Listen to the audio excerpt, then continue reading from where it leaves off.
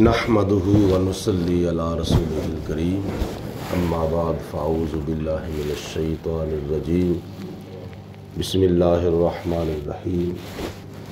अल्लाह रब्बुल आलमीन की ज़ात बाबरकात ने ये जो ज़मीन बनाई है ये इंसान के लिए बहुत बड़ी नेमत है। पूरी कायनात में, पूरी दुनिया में 9 हिस्से पानी चल रहा है और एक हिस्सा खुश्की का है, जिसके ऊपर तकरीबन 225 दुनिया के ममालिक हैं, जिसके ऊपर तकरीबन 8 अरब इंसानों की आबादी बस रही है, जिसके ऊपर अल्लाह पाक की ज़ात ने दरख्त भी उगाए हैं और भी बेशुमार पौधे, अनाज वगैरह वगैरह ये फसलें उगाई हैं। इस ज़मीन के अंदर अल्लाह पाक की ज़ात ने बहुत नेमतें रखी हैं।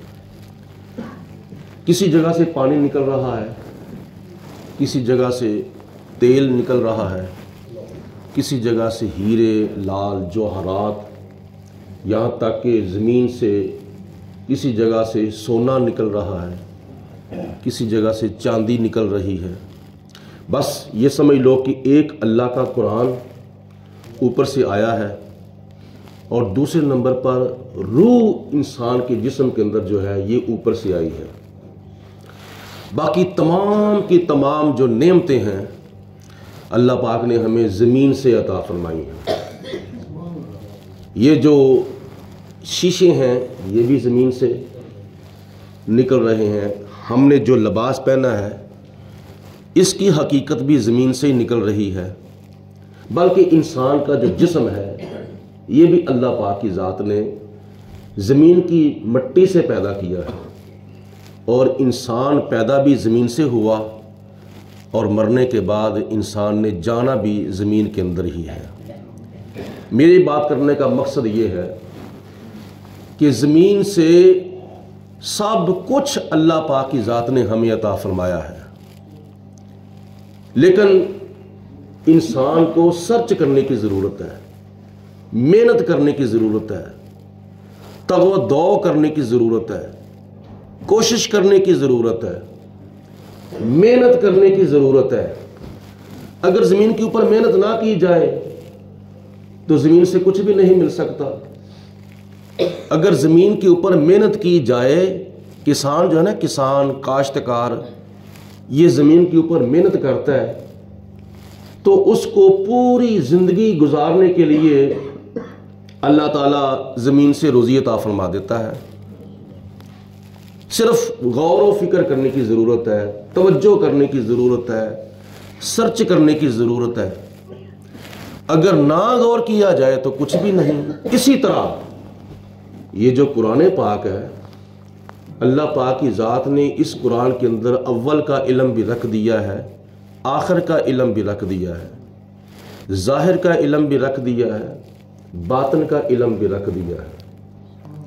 इल्म लदुन्नी, इल्म शरीयत, इल्म तरीक़त, इल्म हकीकत, इल्म मार्फत, हर किस्म का इल्म अल्लाह पाक की ज़ात ने इस कुरान के अंदर रख दिया है।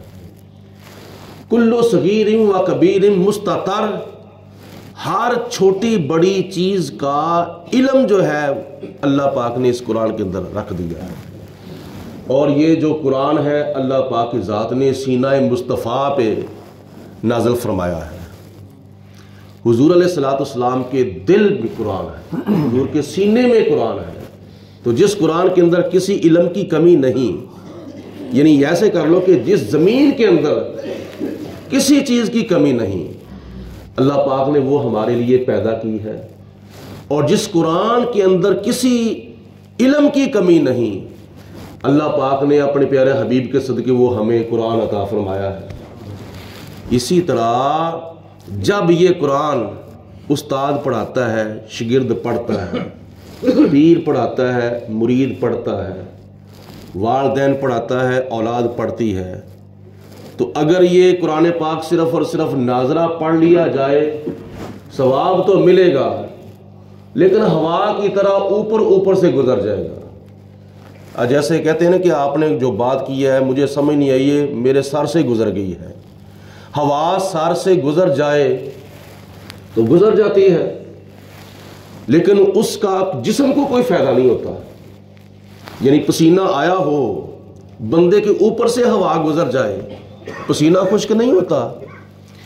اسی طرح قرآن اگر سادہ پڑھا جائے، ناظرہ پڑھا جائے، تو اس کے بدلے میں ثواب تو ملے گا، ایک حرف کے بدلے 10 نیکیاں تو ملیں گی، لیکن اوپر سے گزر جائے گا۔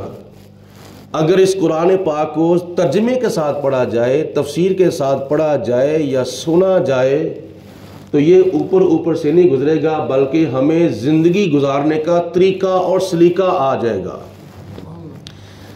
تو یہ میں آج کی بات کر رہا ہوں کہ آج کوئی قابل شاگرد یا قابل استاد دونوں آپس میں پڑھتے پڑھاتے ہیں تو پتہ چل جاتا ہے کہ ہم کس دنیا میں رہ رہے ہیں اور ہمیں آخرت کے لیے کیا کیا کرنا چاہیے۔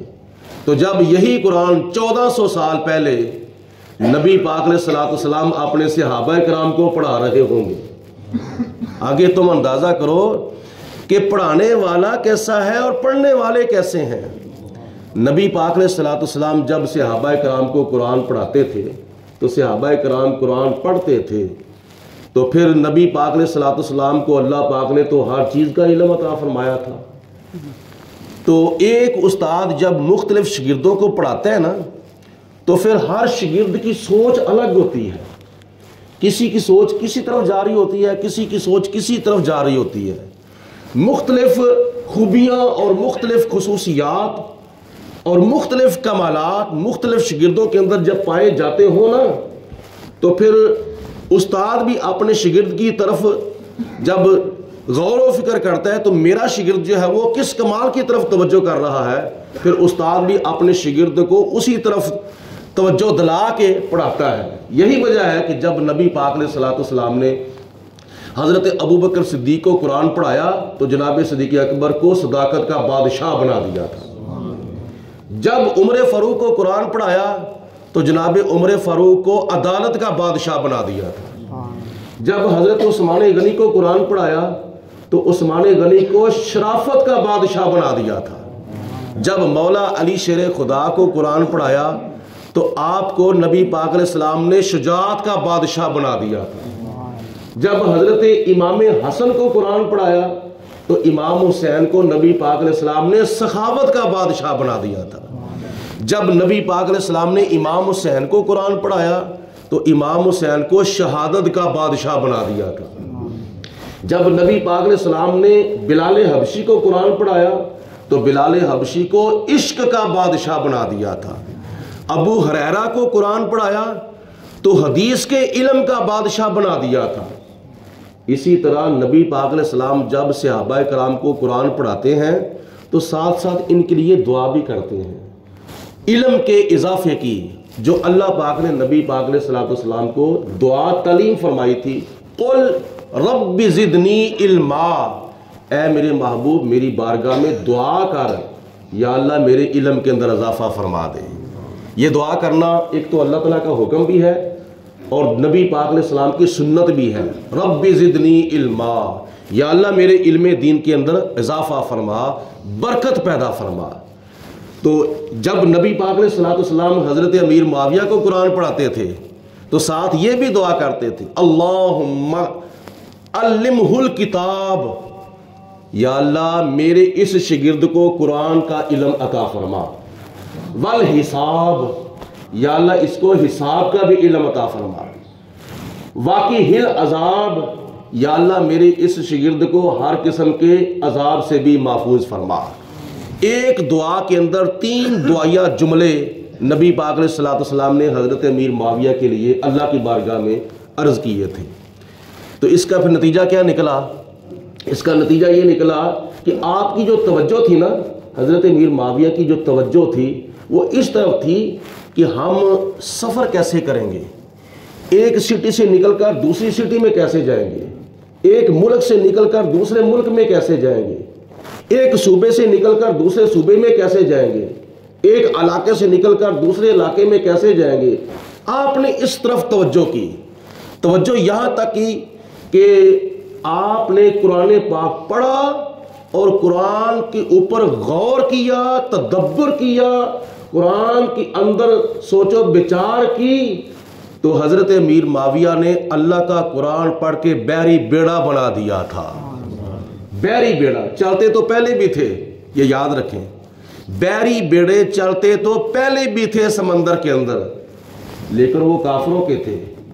اب کافروں میں سے کسی سے آپ نے بحری بیڑے بنانے کا علم تو نہیں نہ سیکھنا تھا، یہ تو اللہ تعالیٰ مسلمانوں کو محتاجی نہ عطا فرمائے، لیکن آپ نے اللہ کے قرآن پر غور کیا تو اللہ کے قرآن سے سب کچھ مل جاتا ہے۔ غیر مسلم ہے نا، اس نے چاند کے اوپر جانے کا دعویٰ کیا کہ میں چاند پر چلا گیا ہوں، تو کسی نے اس سے پوچھا کہ تو نے چاند پر پریکٹیکل کہاں سے لیا ہے، طریقہ کار کہاں سے لیا ہے؟ تو وہ کہتا ہے میں نے مسلمانوں کا قرآن پڑھا تھا، تو میں نے مسلمانوں کے قرآن کو پڑھ کر اس کے اوپر غور کیا تو مجھے چاند پر جانے کا پریکٹیکل جو تھا وہ آ گیا تھا، طریقہ کار آ گیا تھا۔ کون سی چیز ہے، کون سی نعمت ہے جو اللہ پاک نے ہمیں قرآن سے نہیں عطا فرمائی؟ صرف ہماری کمی ہے، ہم غور نہیں کرتے، ہم توجہ نہیں کرتے، ہمارا دھیان موبائل کی طرف، ہمارا دھیان موبائلوں کی گیموں کی طرف، اور ہم تھوڑا سا موبائل کے اوپر غور کرتے ہیں نا تو آگے سے بڑے راستے کھل جاتے ہیں، بڑے سے راستے۔ اے اللہ کے بندو، اتنا غور یا اس سے تھوڑا سا کم غور ہی قرآن پاک پڑھ کے اوپر کر لو، اللہ پاک تمہارے لیے علم کے بے شمار دروازے کھول دے گا اور بے شمار راستے کھول دے گا، صرف غور کرنے کی ضرورت ہے۔ تو جب نبی پاک علیہ الصلوۃ والسلام نے دعا مانگی تو اللہ پاک کی ذات نے یہ بحری بیڑے بنانے کا جو علم ہے یہ حضرت امیر معاویہ کو عطا فرما دیا تھا، تو اسی وجہ سے آپ نے پھر بحری بیڑا بنایا۔ اس کے موجد اسلام کے اندر اس کو ایجاد کرنے والے حضرت امیر معاویہ رضی اللہ تعالیٰ عنہ ہے۔ جب یہ ہوائی سفر کرنے سے پہلے حاجی حضرات جو ہیں یا دوسرے آؤٹ آف کنٹری یا آؤٹ آف سٹی لوگ جاتے تھے تو پھر بحری بیڑے کے اوپر سوار ہو کر جاتے تھے۔ یہ کتنی سہولت انہوں نے ہمیں عطا فرمائی ہے۔ تو اللہ پاک کی ذات بابرکات نے یہ قرآن پاک سے ہمیں چیزیں عطا فرمائی ہیں، ان کے اوپر غور کیا جائے تو بہت کچھ ہمیں مل سکتا ہے۔ اللہ پاک ہم سب کو عمل کرنے کی توفیق عطا فرمائے، نبی کریم صلی اللہ علیہ وسلم کی سچی محبت عطا فرمائے، اور ہمیں قرآن پاک پڑھنے کی، پڑھانے کی، سننے کی، سنانے کی، سمجھنے کی، سمجھانے کی، سیکھنے کی، سکھانے کی توفیق عطا فرمائے۔ صلاۃ و سلام علیک یا سیدی یا رسول اللہ وعلی آلک و صحابک یا سیدی یا حبیب اللہ، الصلاۃ والسلام علیک یا رحمۃ للعالمین وعلی آلک و صحابک یا راحۃ العاشقین۔ اللہم صلی علی سیدنا و مولانا محمد معدن الجود والکرم وآلہ واصحابہ وبارک وسلم۔ اللہم ربنا انزل علینا مائدۃ من السماء تکون لنا عیدا لأولنا وآخرنا وآیۃ منک وارزقنا وانت خیر الرازقین۔ ربنا اغفر لی ولوالدی وللمؤمنین یوم یقوم الحساب۔ یا اللہ پاک اپنا فضل و کرم، رحمت برکتیں ہم سب کے شامل حال فرما۔ یا اللہ ہمارے صغیرہ و کبیرہ گناہ معاف فرما۔